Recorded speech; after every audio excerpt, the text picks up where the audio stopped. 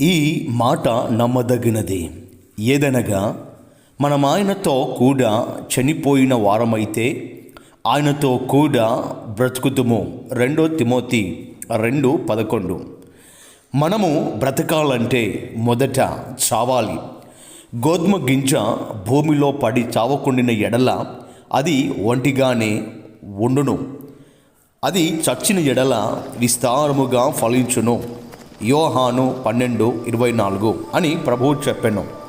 మనలోని పాత ఆదాము స్వభావము చావాలి. అప్పుడే క్రీస్తు ఇచ్చు నూతన స్వభావముతో బ్రతికదెము.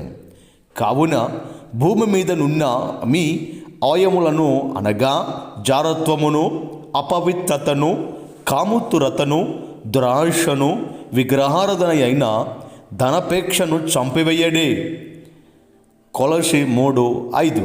మనలో శారీరక సంబంధమైన ఈ పాపములు మనలను ఏలినంత కాలము మనము రెండవ మరణమైన నిత్య నరకానికి చేరదము.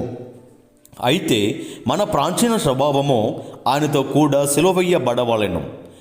మనము క్రీస్తుతో కూడా చనిపోయిన ఎడల మృతులలో నుండి లేచిన క్రీస్తు ఇక్కను చనిపోడనియు మరణమునకును ఇక్కను ఆయన మీద ప్రభుత్వము లేదనియు ఎరిగి ఆయనతో కూడా జీవించుదుమని నమ్ముచున్నాము. రోమా 6:8. మనలోని పాత స్వభావములను చంపివేయాలి. ఒక త్రాగుబోతు తన త్రాగుడు విషయములో చచ్చాను అనుకుంటే ఆ సారాయి ఇక అతనిని ఆకర్షించలేదు. ఒక దురాశపరుడు తన దురాశ విషయమై చచ్చిన వానిగా ఎంచుకుంటే ఇక ఆ దురాశలచ్చే ఇడవబడలేడు. క్రీస్తుతో పాటు మన పాత స్వభావమును సిలువ వేయిస్తే మనమిక పాపము చేయలేము.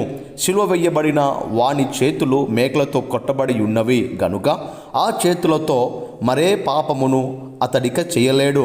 సిలువ వేయబడిన వాని కాళ్ళలో శిలలు కొట్టబడినందున ఆ కాళ్ళతో మరిక పాపము స్థలమునకు పరిగెత్తలేడు. సిలువ వేయబడిన వాడు తన ఆధీనంలో లేడు గనుక ఇక తన ఇష్టాన్ని చేయలేడు. దీనినే పౌలు ఇలా అన్నాడు: నేను క్రీస్తుతో కూడా సిలువ వేయబడి ఉన్నాను, ఇకను జీవించువాడును నేను కాను, క్రీస్తు నా యందు జీవించు ఉన్నాడు. నేను ఇప్పుడు శరీరమందు జీవించుచున్నాను. జీవితము నన్ను ప్రేమించి నా కొరకు తాను అప్పగించుకొనినని దేవుని కుమారుని అందలి విశ్వాసం వలన జీవించుచున్నాను. గలాతీ 2:20. ఈ సిలువ వేయబడిన అనుభవము నీకున్నదా? నీ ప్రాచీన స్వభావాన్ని సిలువ వేసి ఉన్నావా? క్రీస్తు ఇచ్చు నవీన స్వభావమును సంపాదించుకున్నావా? ఒక్కసారి ఆలోచించు. దేవుడు మిమ్ము దీవించునుగాక.